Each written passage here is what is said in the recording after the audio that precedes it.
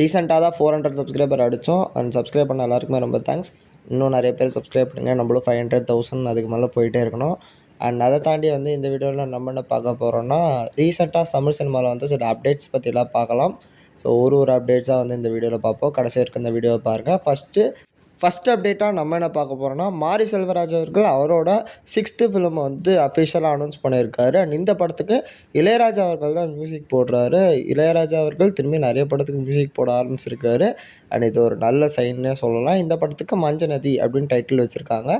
இந்த படத்தோட ஒரு ப்ரோமோ மாதிரி வந்து கொஞ்ச நாள் முன்னாடி வந்தது. ப்ரோமோ வந்து நல்லாவே இருந்துச்சு. படத்தை பற்றி ஏதோ பெருசாக ரிவீல் பண்ணுற மாதிரிலாம் ப்ரோமோ இல்லை. பட் ஜஸ்ட் ஒரு டைட்டில் அனௌன்ஸ்மெண்ட் ப்ரோமோ மாதிரி தான் இருந்துச்சு. வெயிட் பண்ணி பார்ப்போம். இந்த படம் வந்து மாரி செல்வராஜ் அவர்களுக்கு எப்படிப்பட்ட ஒரு திரைப்படமாக அமைய போகுதுன்றத. நான் அடுத்து ஏற்கனவே சொன்ன மாதிரி இளையராஜா அவர்கள் ரீசெண்டாக நிறைய படத்தில் கமிட் ஆகிருக்காரு மியூசிக் டைரக்டராக. அண்ட் கார்த்திக் சுப்ராஜ் அவர்களோட படத்துலையுமே வந்து இவர் மியூசிக் டைரக்டராக கமிட் ஆகிருக்காரு. வெயிட் பண்ணி பார்ப்போம் என்ன மாதிரி ஒரு மியூசிக் ஆல்பத்தை இவர் கொடுக்க போகிறாரு அப்படின்றத. அண்ட் அடுத்த அனந்தன் காடு அப்படின்ற ஒரு படம். ஆர்யா அவர்களோட இந்த ஃபிலிம் வந்து ரொம்ப நாள் முன்னாடியே டைட்டில் டீசர்லாம் விட்டு அனௌன்ஸ் பண்ணியிருந்தாங்க. டைட்டில் டீசர் பார்க்க சூப்பராகவே இருந்துச்சு.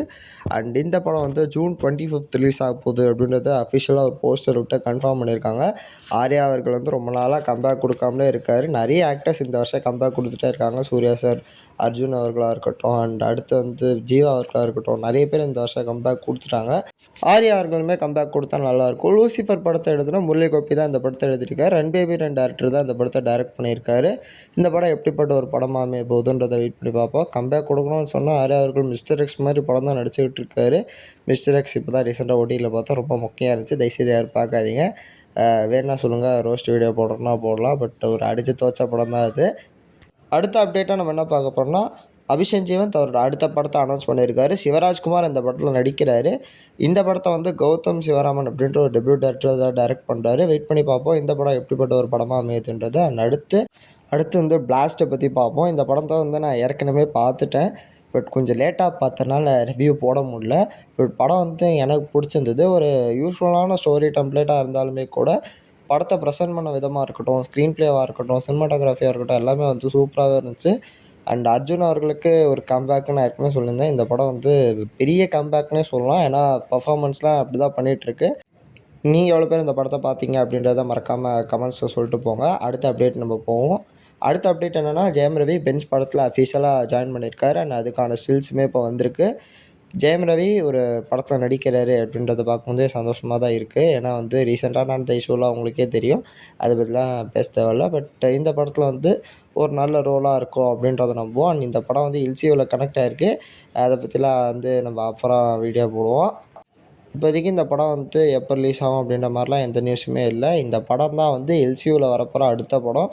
எல்சியூ வந்து அடுத்து எந்த மாதிரி மூவ் ஆக போகுதுன்றதை இந்த படத்தை வச்சு தான் டிசைட் பண்ண போகிறாங்க. ஏற்கனவே படுத்துருச்சு. வெயிட் பண்ணி பார்ப்போம் எப்படி போக போகுது அப்படின்றதெல்லாம்.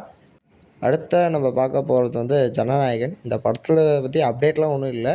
பட் இந்த படத்தை சுற்றி இருக்கிற இந்த ரிலீஸ் இஷ்யூ பற்றி எனக்கு ஒரு கன்சர்ன் இருக்குது. ஏன்னா வந்து இந்த படம் வந்து இப்போ ரிலீஸ் ஆகிறது வந்து ஒரு நல்ல டைம்னே சொல்லலாம். ஏன்னா இப்போ நிறைய படங்கள் வந்து ரிலீஸ் ஆகாமல் இருக்கலாம்.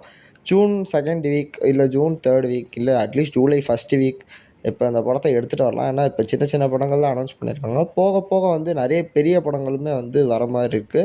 ஏன்னா இந்த வருஷத்தோட செகண்ட் ஹாஃப்லேயே எடுத்துக்கிட்டிங்கன்னா சர்தார் 2, ஜெயிலர் 2 அண்ட் இன்னும் நிறைய படம் விஸ்வநாதன் சன், சூர்யா 47, அரசன், சேயோன் இந்த மாதிரி பல பெரிய படங்கள் வருது. அந்த படத்தோட இந்த படம் வந்துச்சுன்னா இன்னுமே இந்த படத்தோட கலெக்ஷன் கம்மியாகும். அந்த படங்களுமே போஸ்ட்பாண்ட் ஆகும். ஸோ நிறைய பிரச்சனைகள் வரும் அதில். ஸோ இது மாதிரி ஒரு பெரிய படம் வந்து இருக்கும்போது சீக்கிரமாக எடுத்துகிட்டு வரது வந்து நல்ல விஷயம். இப்போ இந்த படம் மேலே ஒரு நல்ல எக்ஸ்பெக்டேஷன்ஸ்ன்றதுமே இருக்குது. போக போக அது கம்மியாகிடும். அதனால் முடிஞ்ச அளவுக்கு இந்த படத்தை சீக்கிரமாக எடுத்துகிட்டு வரலாம். ரீசெண்டாக வந்து வினோத் அவர்கள்கிட்ட ஒரு இன்டர்வியூவில் கேட்கும்போது இந்த படம் எப்போ ரிலீஸ் ஆகும் அப்படின்றத பற்றி அவருக்கு ஒன்றும் தெரிலன்ற மாதிரி தான் சொல்லியிருக்காரு. அண்ட் அதை வச்சு பார்க்கும்போது ஜூன் 19 ரிலீஸ் ஆகிறதுக்கு வந்து வாய்ப்புகள் வந்து ரொம்ப ரொம்ப கம்மின்னு தான் நினைக்கிறேன். வெயிட் பண்ணி பார்ப்போம் இந்த படம் எப்போ ரிலீஸ் ஆகுது அப்படின்றத. இந்த படம் எப்போ ரிலீஸ் ஆனால் நல்லாயிருக்கும் அப்படின்றத பற்றின உங்களோட ஒப்பீனியனை கமெண்ட் பண்ணுங்கள். மறக்காமல் நம்ம சேனலை சப்ஸ்கிரைப் பண்ணிக்கோங்க. Until then good bye from RL.